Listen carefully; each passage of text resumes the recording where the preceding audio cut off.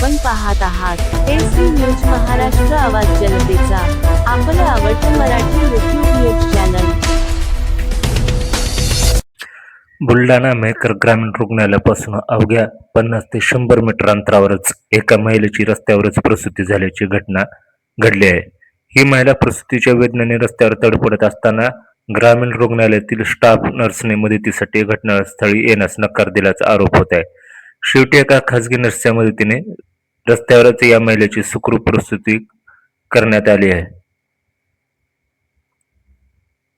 आज सकाळी 6 वाजता अचानक प्रसव वेदना सुरू झाल्या. त्या महिलेचे पोट दुखू लागल्याने आणि महिलेला रुग्णालयात नेण्याकरता घरात कुणीच नव्हते आणि महिला जेव्हा चालत आली तेव्हा ती ओट्यावर पडली. अर्भकाचा काही भाग बाहेर आणि काही भाग आत होता.